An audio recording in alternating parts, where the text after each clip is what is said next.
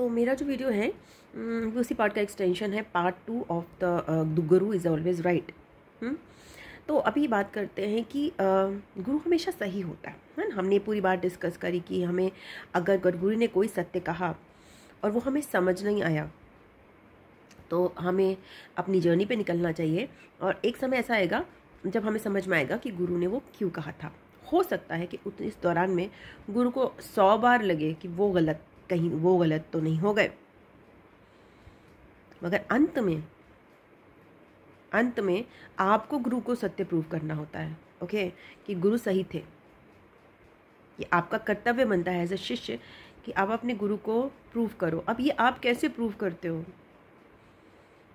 ये journey curiosity की है, ये जर्नी एक बहुत एडवेंचर की है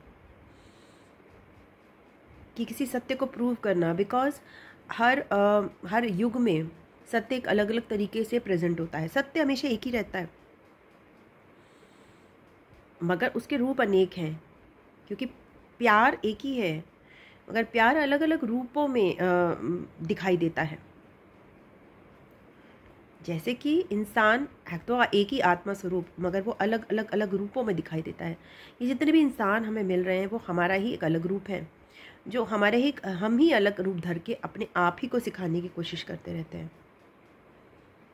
कोई हमारा ऐसा रूप होगा जिसको गाना पसंद है, कोई हमारा ऐसा रूप होगा जिसे गुस्सा आता है ज़्यादा, कोई हमारा ऐसा रूप होगा जो कि नटखट है, कोई हमारा ऐसा रूप होगा जो बहुत हार्ड वर्किंग है। तो ये अलग अलग तरह के इंसान हमारी लाइफ में अलग अलग रूप धर के आते हैं और हमें कुछ ना कुछ सिखाते रहते हैं। ये माया है और ये इंसान हम ही हैं, ये हमारा ही रूप है।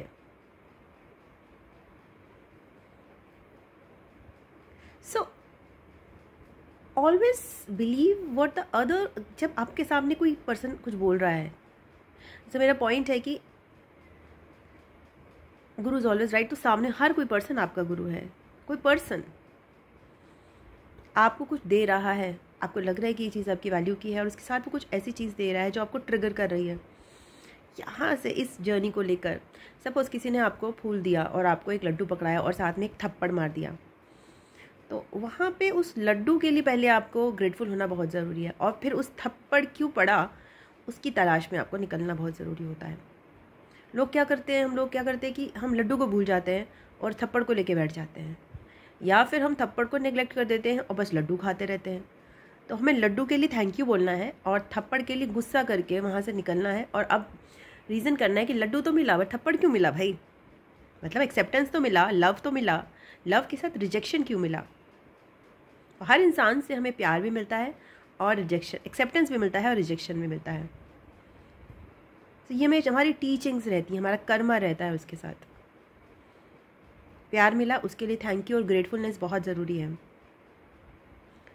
और अगर किसी ने आप पे गुस्सा करा तो उसके लिए आपको उसको रिजेक्ट करना बहुत ज़रूरी है। और अगर आपसे किसी के प्रति गलती हुई तो आपको सॉरी मांगना बहुत ज़रूरी बैठ जाता है।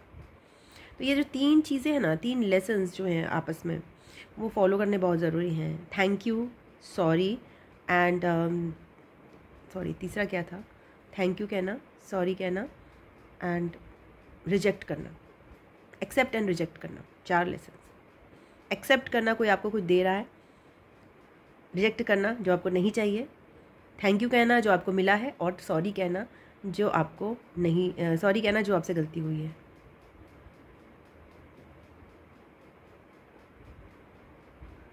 So this is how the गुरु शिष्य परंपरा वर्क्स। This is part 2। मैं और एक 3rd पार्ट बनाती रहूँगी इसके पार्ट।